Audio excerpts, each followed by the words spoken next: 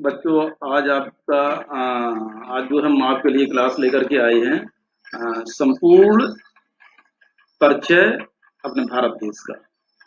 भारत देश के बारे में जानेंगे तो उसका संपूर्ण परिचय जो है उसको लेकर के हम आए हैं।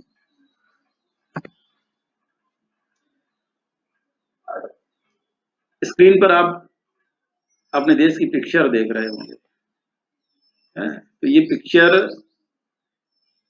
हमें पूरे अपने देश और पड़ोस आसपास की जो कंट्रीज हैं उसके बारे में अवगत करा रही है कि कौन सी कंट्री किस डायरेक्शन में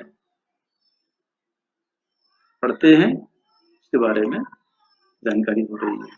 तो इसको हम अच्छी तरह से आपको बता रहे हैं। बच्चों, एक बात हम और कहना चाहेंगे कि हम लोग बोलते हैं भारत माता की जय। भारत माता, यही भारत माता है जो दिखाई पड़ती है हमें पिक्चर में, चित्र में। यही हमारी मातृभूमि है। उत्तर से लेकर के दक्षिण में कन्याकुमारी और उत्तर में जम्मू कश्मीर, पूर्व में अरुणाचल प्रदेश से लेकर के पश्चिम में गुजरात, जो ये पूरा का पूरा एरिया, यही हमारी माता भारत माता है। और यहाँ के जो निवासी हैं वो भी भारत माता के स्वरूप में दिखाई पड़ते हैं। और यहाँ के जो इकोनॉमिक एक्टिविटीज है वो भी हमारी भारत माता की तरह ही दिखाई पड़ती है। तो ये संपूर्ण भारत देश में जो भी क्रियाकलाप घटित होती हैं वो सभी, उन सभी को जोड़ करके हम भारत माता की जय बोलते हैं। तो चलते हैं इस पर थोड़ा सा संक्षिप्त बताने के बाद में अब चलेंगे भारत देश की जो भौगोलिक स्थिति है उसके बारे में हम आपको करेंगे। आप देख रहे हैं उत्तर में जो सफेद जम्मू कश्मीर में दिखाई पड़ रहा है, सफेद कलर से हिमाचल प्रदेश, उत्तराखंड और सिक्किम, अरुणाचल प्रदेश, जो ये प्रदेशों के नाम हमने लिए हैं, इस संपूर्ण सारे प्रदेश जो हैं हिमालय पर्वतीय चोटियों से ढके हुए हैं। यहाँ पर हिमालय पर्वत क्षेत्र फैला हुआ है। तो यूं कह सकते हैं कि भारत के उत्तर में हिमालय पर्वत क्षेत्र और भारत के दक्षिण में जो ये ब्राउन कलर का दिखाई पड़ रहा है, कर्जर को देखेंगे, कर्जर से हम आपको इंडिकेट कर रहे हैं, ये एरिया जो है ब्राउन कलर से आच्छादित है इसमें मैप में। ये हमारा दक्षिण का पठार के नाम से जाना जाता है। और जो ग्रीन कलर देख रहे हैं ये एरिया, ये सिंधु गंगा, सिंध को इंडस कहते हैं, सिंधु नदी है, तो गंगा और ये ब्रह्मपुत्र, यहाँ पर ब्रह्मपुत्र नदी है, तो गंगा ब्रह्मपुत्र और सिंधु नदी का ये मैदानी भाग है। इसको उत्तर का विशाल मैदानी भाग के नाम से भी जाना जाता है। अब चलते हैं जो कोस्टल लैंड आप देख रहे होंगे, यहाँ पर वेस्ट बंगाल से लेकर के और हम सुदूर इधर चले जाएं सीधे उड़ीसा और आंध्र प्रदेश, तमिलनाडु कर्जर को देखते रहें, और यहाँ केरला पश्चिम साइड में आ जाते हैं, केरला, और ये कर्नाटक का कोस्टल लैंड, और ये महाराष्ट्र का कोस्टल लैंड, गुजरात। ये जो ग्रीन ग्रीन पट्टी दिखाई पड़ रही है इसको समुद्र तटीय मैदान या कोस्टल प्लेन के नाम से इन्हें जानते हैं। अब इसके जस्ट राजस्थान में हम पहुंचते हैं, तो ये एरिया जहां कर्सर दिखाई पड़ रहा होगा, ये एरिया आपका थार का मरुस्थल है। मरुस्थल का नाम सुनते ही आप इसको अगर हम तोड़ेंगे, मरुस्थल है, मरुधन स्थल बराबर मरुस्थल। जो स्थलखंड मरा हुआ हो अर्थात बंजर हो, जहां पर किसी भी प्रकार की फसल का प्रोडक्शन उत्पादन ना हो रहा हो, है, वो क्षेत्र मरुस्थल कहलाता है। तो ये क्षेत्र हमारा यही राजस्थान में है। नेक्स्ट क्रम में आपका कुछ क्षेत्र और छूट रहा है, वो है लक्षद्वीप कर्जर को देखेंगे। लक्षद्वीप ये है आपका अरब सागर में, और इसके बाद में ये आप देखेंगे अंडमान निकोबार द्वीप समूह, ये बंगाल की खाड़ी में है, ये बंगाल में। तो इस तरह से जो हमारी भारत भूमि है उसके बारे में हमने आपको संक्षिप्त जानकारी दी। इसके बाद में अब हम आपको ले चलेंगे अपने पड़ोसी देश जो हैं उनके बारे में अवगत कराएंगे। तो आप देख रहे होंगे यहाँ पर भारत, ये गुजरात यानी पश्चिमी जो क्षेत्र है भारत का है, तो यहाँ और पश्चिम से उत्तर की तरफ चल रहे हैं, कर्सर को देखेंगे उत्तर की तरफ चल रहे हैं, तो ये एरिया जो है ये पाकिस्तान का क्षेत्र है। ये कौन सा है, देखो ये लिखा हुआ है पाकिस्तान, तो ये एरिया पाकिस्तान है, अर्थात ये पाकिस्तान देश है। तो भारत के पश्चिम और उत्तर में पाकिस्तान अवस्थित है, और इसके सुदूर उत्तर में यहाँ देखेंगे अफगानिस्तान, ये अफगानिस्तान है। यहाँ पर ये देश है जो भारत की सीमा मिलती है यहाँ पर अफगानिस्तान में, ठीक है। इसके बाद में हम देखेंगे उत्तर में, सुदूर उत्तर में चीन, ये जो व्हाइट कलर में दिखाई पड़ रहा है ये पूरे पूरा ये चाइना है। तो चाइना जो है भारत के सुदूर उत्तर में स्थित है। इसके बाद हम देखेंगे सुदूर उत्तर में ही नेपाल भी है और भूटान भी है, ठीक है। और पूर्व में हम चलते हैं, भारत के पूर्व में, तो यहाँ कर्जर घूम रहा हमारा, ये जो है आपका ये एरिया आपका म्यांमार का है, म्यांमार। और इसके बाद में ये जो हम इस समय कर्जर देख रहे होंगे, तो ये एरिया आपका बांग्लादेश का है, ठीक है। तो इस तरह से हमने जो लैंड से, जो स्थल क्षेत्र से घिरे हुए थे भारत देश को, वो देशों का नाम बताया, आपको देशों की स्थिति अवगत कराई। अब हम चलते हैं दक्षिण भारत की तरफ। तो ये देख रहे होंगे ये देश जो है श्रीलंका है, भारत के दक्षिण में श्रीलंका देश है एक, और एक देश और है यहाँ पर मालदीव, ये इधर स्पष्ट दिखाई नहीं पड़ रहा होगा, तो इस जगह पर मालदीव है। मालदीव लक्षद्वीप के सुदूर दक्षिण में मालदीव है। तो इस तरह से आपने भारत की स्थिति, जो उसके पड़ोसी देश हैं उनके बारे में जाना, और ये जो नीला क्षेत्र दिखाई पड़ रहा है ये भारत के दक्षिण में, तो इसके बारे में भी जान लीजिए। ये हिंद महासागर है दोस्तों, हिंद महासागर, इसके यहाँ दो रूप हो जाते हैं। एक हो जाता है बे ऑफ बंगाल, ये जहाँ पर कर्जर मूविंग कर रहा है, घूम रहा है, ये बे ऑफ बंगाल है। और इस तरफ आते हैं दक्षिण पश्चिम की तरफ, ये अरेबियन सी है, ये कर्जर मूविंग कर रहा है। ये सभी हिंद महासागर के ही रूप हैं, ठीक है। इस तरह से हिंद महासागर। अब चलते हैं, हमें और क्या इसमें पढ़ना है उसके बारे में चलते हैं। तो जो ये स्लाइड तैयार हुई है, आ गई है, इसमें हम पढ़ेंगे, जानेंगे भारत का भूगोल है, भारत का भौगोलिक स्वरूप से आशय, भारत में भौगोलिक तत्वों के वितरण और इसके प्रतिरूप से है, जो लगभग हर दृष्टि से काफी विविधतापूर्ण है। दक्षिण एशिया के 3 प्रायद्वीपों में से मध्यवर्ती प्रायद्वीप पर स्थित यह देश अपने 32,87,263 वर्ग किलोमीटर क्षेत्रफल के साथ विश्व का 7वां सबसे बड़ा देश है। दोस्तों यहाँ पर हम जानेंगे कि भारत देश से जो बड़े देश हैं, भारत देश से जो बड़े देश हैं वो कितने हैं, 6 और बड़े देश हैं। भारत का 7वें नंबर पर 7वां स्थान है, भारत से 6 बड़े और जो आकार की, क्षेत्रफल की दृष्टि से बड़े देश हैं, ठीक है। अब चलते हैं यहाँ की जो जनसंख्या है, तो 7वें नंबर पर ये क्षेत्रफल की दृष्टि से जो आकार लिए हुए है देश है। और अब चलते हैं, यहाँ की जनसंख्या 139 करोड़ है, जो कि चीन की सबसे ज्यादा जनसंख्या है। उसके बाद भारत का नंबर आता है, दूसरे नंबर पर भारत की जनसंख्या है विश्व में। तो जनसंख्या की दृष्टि से देखा जाए भारत दूसरे स्थान पर है, और क्षेत्रफल की दृष्टि से देखा जाए तो भारत 7वें स्थान पर है। नेक्स्ट क्रम में चलेंगे। भारत की भौगोलिक संरचना में लगभग सभी प्रकार के स्थल रूप पाए जाते हैं।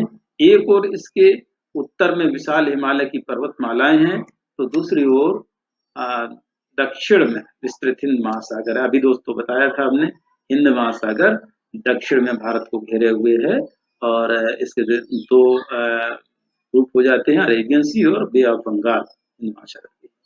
और एक और ऊंचा नीचा कटा फटा दक्कन का पठार है। तो हमने पठार, जो दक्षिण का पठार है, उसके बारे में चर्चा की थी।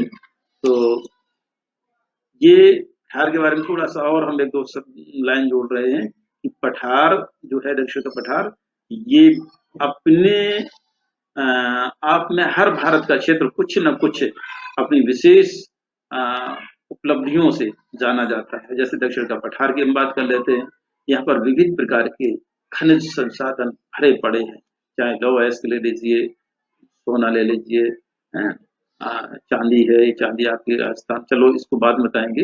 मतलब खनिज, विविध प्रकार के खनिज संसाधनों से युक्त दक्षिण का पठार है। ठीक है, अब चलते हैं। वहीं विशाल समतल सिंधु गंगा ब्रह्मपुत्र का मैदान, तो अभी हमने इसकी चर्चा की थी कि जो गंगा सिंधु ब्रह्मपुत्र का मैदान है, ये भी भारत की जो जनसंख्या है इसका उदर पूर्ण करने में अपनी महत्वपूर्ण भूमिका निभाता है। दोस्तों, यहाँ पर सबसे ज्यादा कृषि कार्य होता है, जैसे पंजाब से लेकर के पंजाब, हरियाणा, उत्तर प्रदेश और ये बिहार, और ये क्या नाम, वेस्ट बंगाल, ये उदर पूर्ण करने के सबसे बड़े जो ये क्षेत्र है, गंगा सिंधु ब्रह्मपुत्र का मैदान। ठीक है, इसको उत्तर का विशाल मैदानी क्षेत्र के नाम से भी जानते हैं। और इसी क्रम में चलते हैं थार के विस्तृत मरुस्थल में। दोस्तों, इसके बारे में भी हमने बताया था आपको। मरुस्थल का मतलब होता है मरी हुई भूमि, जहाँ पर किसी प्रकार की वनस्पति नहीं होती या बहुत ही कम मात्रा में होती है। फिर भी यह क्षेत्र अपने आप में धनी है, क्योंकि यहाँ पर एक जिप्सम जो है खनिज पाया जाता है, जिप्सम, जो बहुत ही उपयोगी होता है। अच्छा, और मरुस्थल में ही यानी राजस्थान में ही यहाँ पर चांदी भी पाई जाती है सबसे ज्यादा। इसके बाद में हम चलते हैं, और जो रेगिस्तान का ऊंट, यानी ऊंट जो है, एक अगर ऊंट के बारे में बात करते हैं तो ये मरुस्थल में ही, अपने मरुस्थल में ही ऊंट पाए जाते हैं। तो अब चलते हैं समुद्र तटीय जो भाग हैं उनके बारे में चलते हैं, उनके बारे में जानेंगे। समुद्र तटीय भाग भारत के जो समुद्र किनारे किनारे यानी बे ऑफ बंगाल में और अरेबियन सी के जो तटीय कोस्टल क्षेत्र है उसको समुद्र तटीय के नाम से जानते हैं। इनको दो भागों में बांट दिया गया है, पूर्वी समुद्र तटीय मैदान और पश्चिमी समुद्र तटीय मैदान। चलते हैं आगे। भारत को जो अक्षांश और देशांतर की बात करेंगे, हम थोड़ा सा आगे करेंगे। उसके पहले जो स्लाइड आई है उसमें जो है कर्क रेखा का उल्लेख किया गया है। कर्क रेखा गुजरात से और इधर मणिपुर मिजोरम से गुजरती है, भारत को दो टुकड़ों में कर देती है कर्क रेखा, एक तो उत्तर और दक्षिण। तो ये 8 राज्यों से होकर के गुजरती है कर्क रेखा। भारत में हर प्रकार की जलवायु पाई जाती है, और हर प्रकार की मिट्टी, वनस्पति, प्राकृतिक संसाधन जो विश्व में होते हैं वो हर प्रकार के यहाँ पर पाए जाते हैं। चलते हैं नेक्स्ट क्रम में आगे।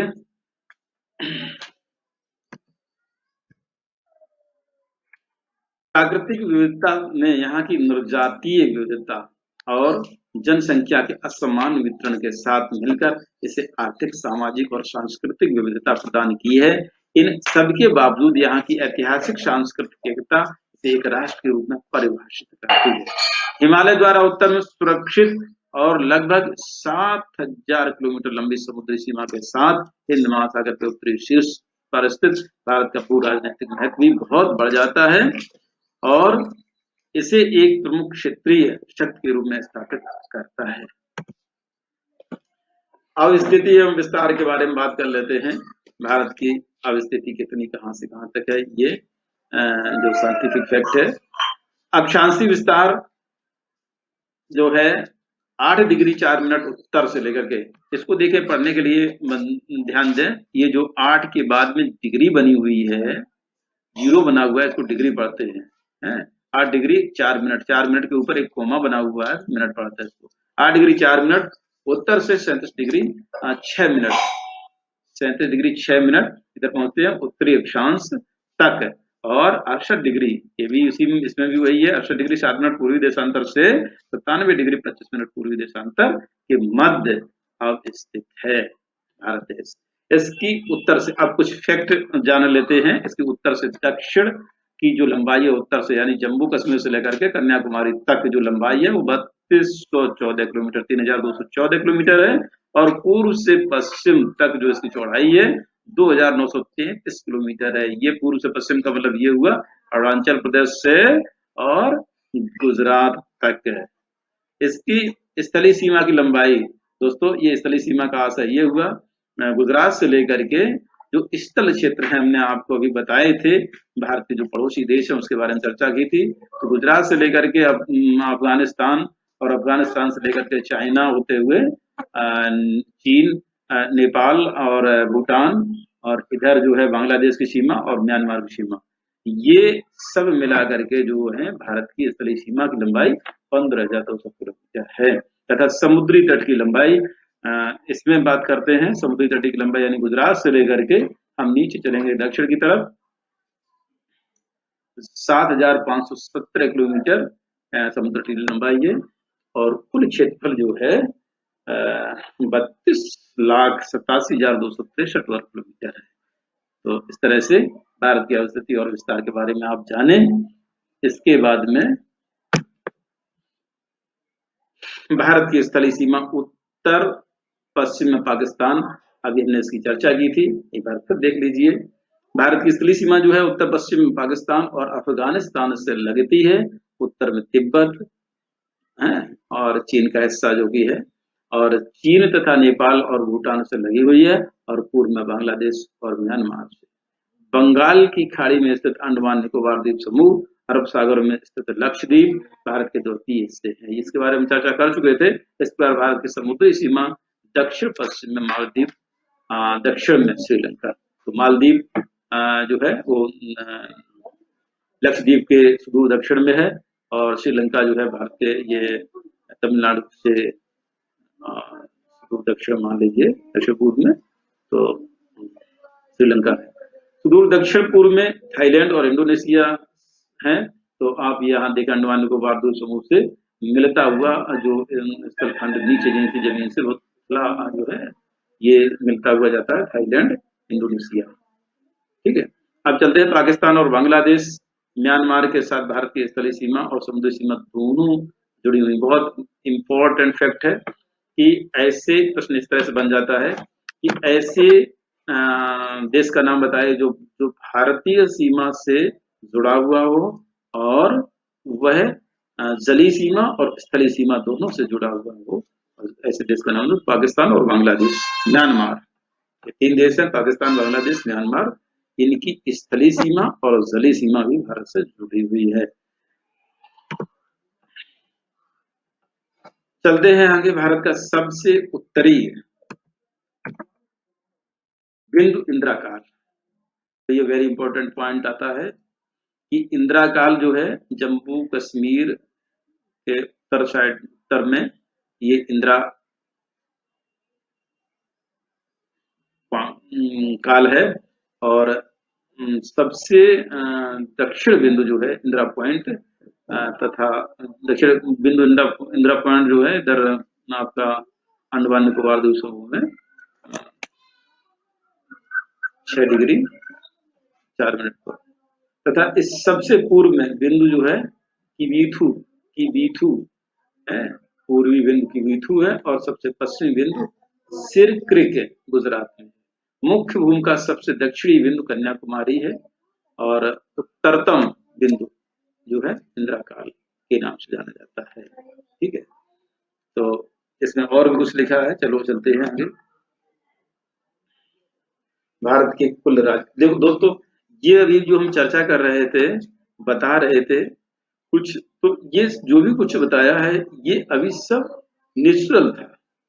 अक्षांश देशांतर हला में ये थोड़ा सा नेचुरल ना कहें, हला देश का एक परिसीमन किया जाता है तो अक्षांश देशांतर से ही होता है।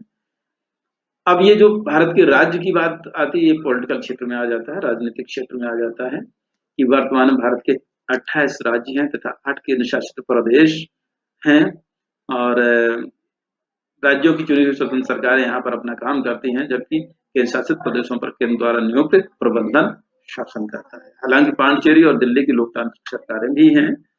तो ये है राज्य के बारे में आपने सुना। अब चलते हैं कौन कौन से राज्य हैं उसके बारे में जानेंगे, तो देखेंगे। अच्छा, थोड़ा सा बात कर लेते हैं कि अंटार्कटिका, अंटार्कटिका जो है आपका ये एक कॉन्टिनेंटल जो भूमि है, महाद्वीप है। तो यहाँ पर भारत का जो क्षेत्र है वो गंगोत्री और मैत्री के नाम से जाना जाता है। यहाँ पर लोग गंगोत्री और मैत्री में, यानी जो भारतीय लोग हैं, भारतीय वैज्ञानिक लोग हैं, यहाँ पर शोध करते हैं, रिसर्च करते हैं, सर्वे करते हैं। ठीक है, गंगोत्री और मैत्री में। तो ये भारत के वैज्ञानिक स्थल हैं। यद्यपि अभी तक कोई वास्तविक आधिपत्य स्थापित नहीं किया गया है। अब चलते हैं नेक्स्ट, राज्यों के नाम जो हैं उनके बारे में, उनकी राजधानियां, इनके बारे में जानेंगे। तो आप देखेंगे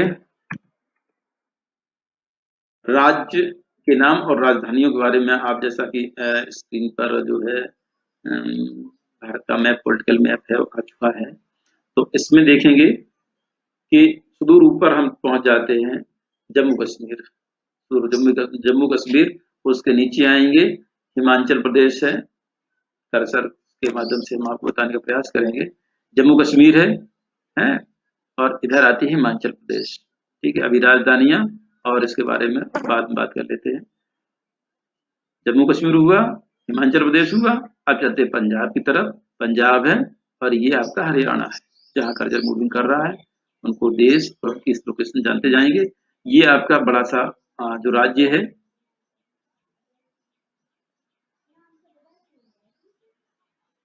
बड़ा सा राज्य है जिसका नाम राजस्थान है।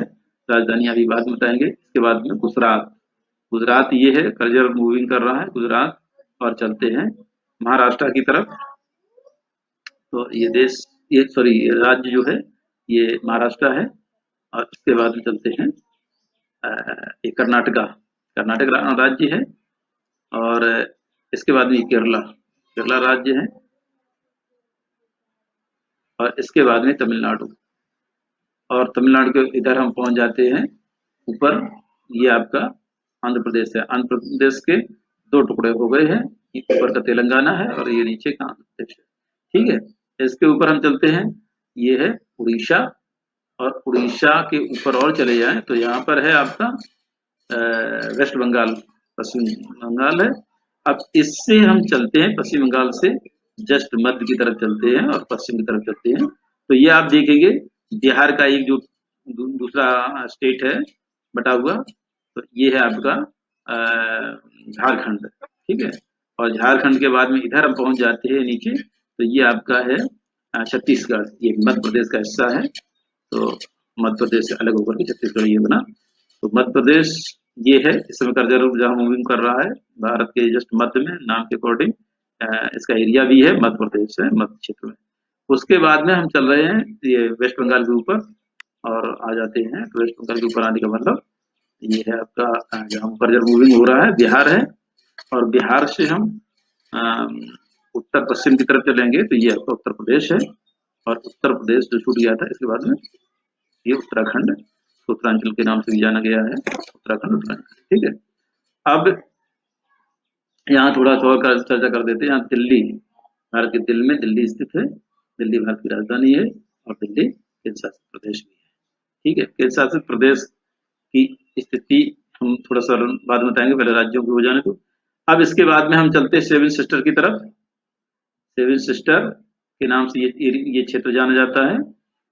तो इसमें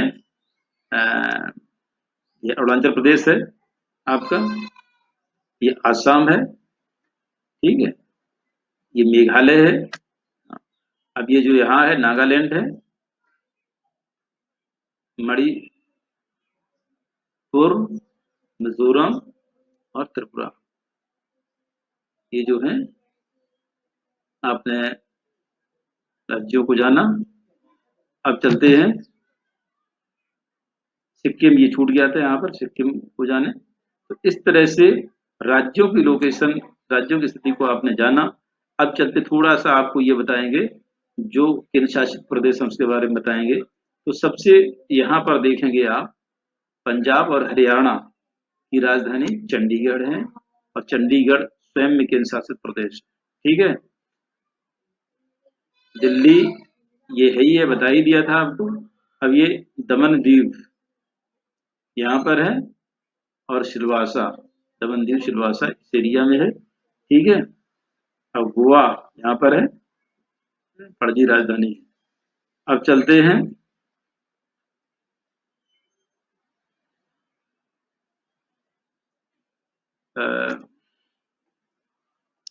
लक्षद्वीप, आपका ये है, ये द्वीप समूह जो है लक्षद्वीप है, और ये इधर अंडमान निकोबार द्वीप समूह है,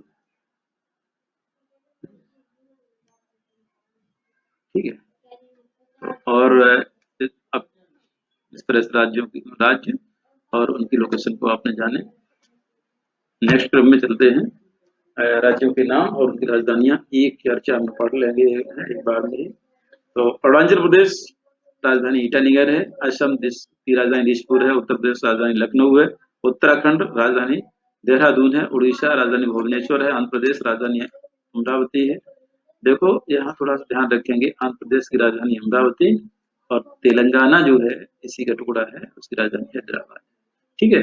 कर्नाटक राजधानी बेंगलोर है, केरल राजधानी तिरुअनंतपुरम है, गोवा राजधानी पणजी है, गुजरात राजधानी गांधीनगर है, छत्तीसगढ़ करजत को देखेंगे इधर, छत्तीसगढ़ राजधानी रायपुर है, झारखंड राजधानी रांची है, तमिलनाडु राजधानी चेन्नई है, तेलंगाना राजधानी हैदराबाद। ये तेलंगाना जो है आंध्र प्रदेश का हिस्सा है, आंध्र प्रदेश का ही क्षेत्र है। त्रिपुरा राजधानी अगरतला है, नागालैंड राजधानी कोहिमा है, पश्चिम बंगाल राजधानी कोलकाता है, ठीक है। तो इस तरह से आपका स्लाइड खत्म होती है, और चलते हैं नेक्स्ट पेज में। पंजाब, पंजाब राजधानी चंडीगढ़ है।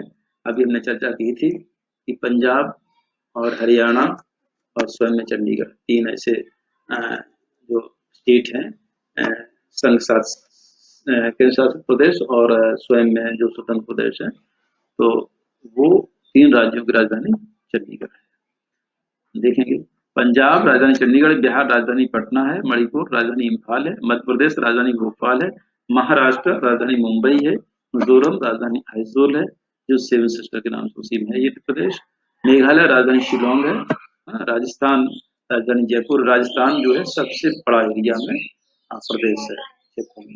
सिक्किम राजधानी गंगटोक है, हरियाणा राजधानी चंडीगढ़, हिमाचल प्रदेश राजधानी शिमला है। नेक्स्ट क्रम में केंद्र शासित प्रदेश के अंतर्गत आप देखेंगे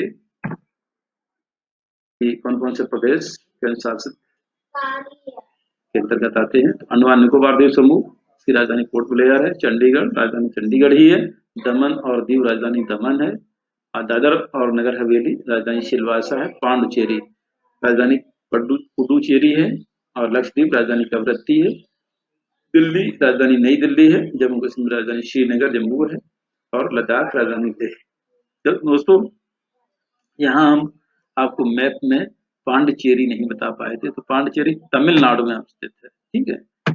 तमिलनाडु में जापाना, तो तमिलनाडु जो है ये है, यहीं पर राजधानी, यहाँ पर इस जगह पर ये है इसकी पांडिचेरी, ठीक है। तमिल स्वतंत्र केंद्र शासित प्रदेश है पांडिचेरी। तो इस तरह से ये पांडिचेरी राजधानी पुडुचेरी। इस तरह से आपने राज्य और राजधानियों को जाना। तो आज का लेक्चर लगभग में हमारा समाप्ति की ओर है।